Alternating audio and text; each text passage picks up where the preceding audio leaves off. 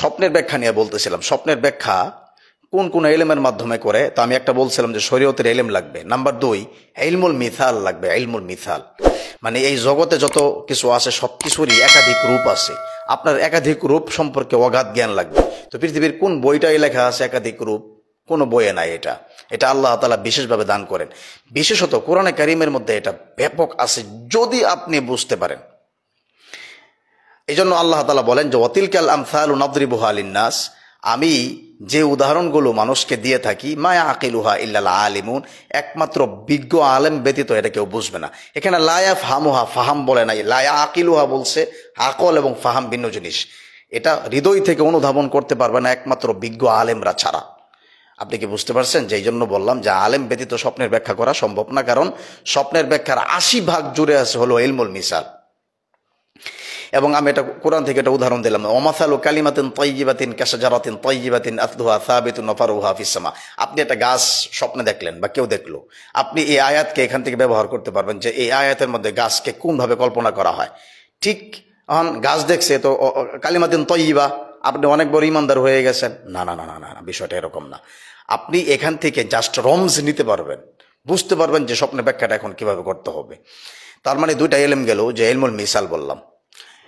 3 নম্বর যে ইলমটা দরকার সেটা হলো আপনার এই তাজকিয়াতুন নফস, মানে হৃদয়ের স্বচ্ছতা, আধ্যাত্মিকতা। এটা দরকার। মানে আল্লাহ ওয়ালাদের দিল হয় সাফ, পরিষ্কার, এবং কলবের মধ্যে নূর থাকে। নূর দিয়ে খুব সূক্ষ্ম জিনিস, দাকিক থেকে দাকিক জিনিস অনুধাবন করতে পারে। এটা নিয়ে আমি ঘন্টার পর ঘন্টা কথা বলতে পারবো। যে আতাউল্লাহ আল ইস্কান্দারানির কিতাব আছে, উনি বলছেন কলবের নূর জিকিরের মাধ্যমে কেমনে খুলে, এবং কিভাবে যাদের কলবের নূর আছে তারা স্বপ্নের ব্যাখ্যা সহ সব জিনিসের ব্যাখ্যা কিভাবে করতে পারে। এটা কলবের নূর। তো এটা দরকার। 3 নম্বরে এই ইলম দরকার। 4 নম্বর, স্বপ্নের ব্যাখ্যা করার জন্য আল্লাহ তাআলা আপনাকে সিলেকশন দরকার। মানে আল্লাহ তাআলা সিলেকশন না হলে আপনি স্বপ্নের ব্যাখ্যা করতে পারবেন না। এবং স্বপ্নের ব্যাখ্যা করার জন্য 4 নম্বর প্রকারকে আপনি বাদ দেন, সিলেকশন, এটাকে সাইড করে রাখেন। এটা ছাড়া ওই বাকি 3টাও হবে না। এই জন্য যে বাকি এই সিলেকশন, যেটা কথা আমি বলতেছিলাম, সিলেকশন ছাড়া কোনো এলেমই হবে না। তাহলে আল্লাহ তাআলা 4 নম্বর বিদ্যা যেটা বলবো, এটা হলো জীবনের অতীব প্র্যাকটিক্যাল হইতে হবে আপনাকে। মানে আপনার জীবন আগুন দিয়ে পুড়তে হবে। মানে একটার পর একটা বালা মুসিবত, কষ্ট, দুঃখ এবং জীবনের অতীব খেটে বড় হওয়া মানুষ, জীবনের বাস্তবমুখী ইলম তার অনেক বেশি, সমাজকে ভালো বুঝে, দুনিয়া ভালো বুঝে, এবং বিজ্ঞান, বিভিন্ন ধরনের বিজ্ঞান সে ভালো বুঝে। মানে দুনিয়াবি যে ইলমগুলো আছে এগুলো সম্পর্কে তার অগাধ জ্ঞান লাগবে। এটা ছাড়াও হবে না। কেননা আপনি যদি লোহার বৈশিষ্ট্য না বুঝেন তাহলে আপনি বুঝবেন না স্বপ্নে লোহা দেখলে এটার ব্যাখ্যা কি।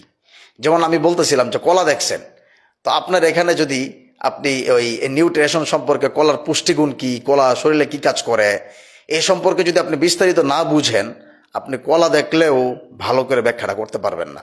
তার মানে আমি বললাম যে আপনাকে আল্লাহ তাআলা সিলেকশনের পরে দুনিয়াবি ইলম লাগবে, ইলমুল মিসাল সম্পর্কে জানতে হবে, এবং একই সাথে আপনাকে কোরআন এবং হাদিসের অগাধ আপনার পাণ্ডিত্য লাগবে। 4 নম্বরে তাজকিয়া লাগবে, কলবের সাফাই লাগবে, দিলে নূর লাগবে। এই 4টা ইলম যদি আপনার হয় তাহলে আপনি স্বপ্নের ব্যাখ্যা বুঝতে পারবেন। তখন আপনি ইবনে সিরিনের সহ আপনার আরও যারা আছে, আপনার শায়েখ নাবলসি, ওনার কিতাবও যদি আপনারা দেখেন তাহলে আপনারা এগুলো আস্তে আস্তে বুঝতে পারবেন। আমি আগেই বলছি যে আজকে কিন্তু আমি সূরা ইউসুফের তাফসীর শেষ করতে পারবো না। আমি সূরা ইউসুফ নিয়ে সামনে আরও কথা বলবো ইনশাআল্লাহ। একটা বিশাল সূরা, 111টা আয়াত। 11টা আয়াত দেখছেন মিল রাখছে কিভাবে? এটা 11 নম্বর সূরা, কোরআনে কারীমের 11 নম্বর সূরা। এখানে সূরার আয়াতের সংখ্যাও হলো 111টা। আর স্বপ্নেও উনি দেখছেন 11টা নক্ষত্র। এবং আপনি ওই আহাদা আশারা কাউকাবান ওয়াশামস ওয়াল কমার রাআইতুহুম লি সাজিদিনের মধ্যে নুকতা খুঁজলেও দেখবেন 11টা নুকতা। দেখলাম অনেকে এটা শেয়ার করতেছে, এই জন্য বললাম। এইভাবে শুধুমাত্র এটা না, আপনি যদি এই রাআইতু আহাদা আশারা কাউকাবান ওয়াশামস ওয়াল কমার রাআইতুহুম লি, এর যে গাণিতিক ব্যাখ্যা বের করেন গাণিতিক শব্দ দিয়ে, তাহলেও দেখবেন যেটা এটা মৌলিক সংখ্যা হবে। মানে 11 যেরকম মৌলিক সংখ্যা, মানে ভাগ দিলে কখনো ওই বিভাজন হবে না, সেম আপনি যদি গাণিতিকভাবে বিশ্লেষণ করেন তাহলেও দেখবেন যে আল্লাহ তাআলার কালাম, এর মধ্যে পৃথিবীর কত অসংখ্য বিদ্যা যে ঘুমন্ত আছে, এটা আল্লাহ ছাড়া কেউ জানে না। আসুন, আমরা দীর্ঘক্ষণ ধরেই কথা বলতেছি সূরা ইউসুফ নিয়ে, তো খুব বেশি সামনে যাব না, একটা ইঙ্গিত দিব শুধুমাত্র। আমি আগামী সপ্তাহে ইনশাল্লাহ এটা আবার বলবো। আজকে অনেকগুলো টপিক নিয়ে কথা বলে ফেলছি, যে স্বপ্নের ব্যাখ্যা কিভাবে করে, এবং আল্লাহ তাআলা সিলেক্ট করে এরপরেও হচ্ছে স্বপ্নের ব্যাখ্যা উনি ইলম দান করেন, এবং ভাইদের মধ্য থেকে ওনাকে আল্লাহ তাআলা সিলেক্ট করেছে বিধায়ী ওনাকে কষ্টটা বেশি দিছি। কষ্টটা কিভাবে দিল এবং কিভাবে তার উপর নিয়ামতকে আল্লাহ পূর্ণ করলো, ঠিক এইভাবেই কোনো বান্দাকে যদি উনি নিয়ামত দিয়ে পূর্ণ করতে চান, তো ইউসুফ আলাইহিস সালাতু ওয়াস সালামের মতো ঘটনা তার সাথেও ঘটে। আপনাকে নিয়ে কুয়াতে ফেলে দিবে না, কূপে ফেলে দিবে না, কিন্তু এরকম কত অসংখ্য কূপ আপনার জীবনে থাকবে, সেটা হয়তো দেখতে কূপ না, কিন্তু কূপের চেয়েও আরো ভয়ঙ্কর ঘটনা আপনার সাথে ঘটতে থাকবে। এই ব্যাখ্যাগুলোই আগামী সপ্তাহে ইনশাল্লাহ আমি আবারও দিব। আজকে এই পর্যন্তই। অনেক ধৈর্য ধরে আপনারা যারা সাথে ছিলেন, আপনাদের প্রতি অসংখ্য ধন্যবাদ। আমি ইনশাল্লাহ সূরা ইউসুফ নিয়ে আগামী সপ্তাহে আরও বলবো, যে হযরত ইউসুফ আলাইহিস সালাতু ওয়াস সালামের সাথে ঘটনাটা ঘটতেছিল কিভাবে। আমি তাফসির করতে পারবো না এগুলোর, আর যা বলতেছে এগুলো তাফসিরের বাহিরে না, এগুলো তাফসিরের মুখ, একদম ভিতরের কথা, যেটা বুঝলে আপনি এই সূরা একেবারে পানির মতো বুঝে ফেলবেন। যাই হোক, তো আমি ইনশাল্লাহ তখন বলবো যে ইউসুফ আলাইহিস সালাতু ওয়াস সালামকে কূপে ফেলে দেয়া, আর হযরত ইয়াকুবের কান্নাকাটি করা, এবং উনি বারবার বলতেছিলেন ইন্নী আ'লামু মিনাল্লাহি মা লা তা'লামুন, আমি আল্লাহ তাআলা সম্পর্কে যা জানি তোমরা জানো না। এবং তার চোখে যখন ইউসুফ আলাইহিস সালাতু ওয়াস সালামের গায়ের পাঞ্জাবি জামা চোখে যখন নিক্ষেপ করা হলো, তখন উনি আবারও বলছিলেন যে কি আলাম আকুল লাকুম, ক্বালা আলাম আকুল লাকুম ইন্নী আ'লামু মিনাল্লাহি মা লা তা'লামুন, আমি এর আগে তোমাদেরকে বলিনি আমি আল্লাহ তাআলা সম্পর্কে যা জানি তোমরা জানো না। এই আয়াতগুলো প্রমাণ করে দেয় হযরত ইয়াকুব জানতেন তার ছেলে মরেনি, মরবে না, এটা সম্ভব না, এটা সম্ভব না। তাহলে উনি এই কথাটা কেন বলেন নাই? কেন এই কথা বলছেন যে ইন্নী আশকু বাসি ওয়া হুজনি ইলাল্লাহ ওয়া আ'লামু মিনাল্লাহি মা লা তা'লামুন, আমার দুঃখ কষ্ট পেরেশানি যা আছে সব আল্লাহর কাছে আমি সমর্পণ করলাম, এবং আমি আল্লাহ সম্পর্কে যা জানি তোমরা কেউ জানো না।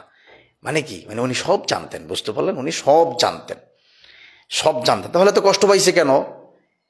এই কথাগুলো ইনশাআল্লাহ আগামী সপ্তাহে আমি বলবো, যে কিভাবে আল্লাহ তাআলা হযরত ইউসুফকে প্রতিপালন করলেন, এবং এই সূরাকে উনি কেন এই কথা বলে শেষ করলেন, যেটা তোমাদের জীবনের সাথে অতীব প্র্যাকটিক্যাল।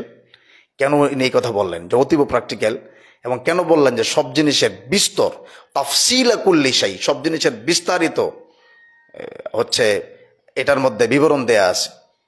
এই কথা কেন বললো? এই কথা কেন বললো? আমি ইনশাল্লাহ আপনাদেরকে আগামী সপ্তাহে আল্লাহ তাআলা হায়াতে বাঁচিয়ে রাখলে ইনশাল্লাহ আমি বলার চেষ্টা করব। এই পর্যন্ত যারা আমাদের সাথে ছিলেন সবাইকে বলবো আমাদের এই তাফসীরটা শেয়ার করে দেবেন।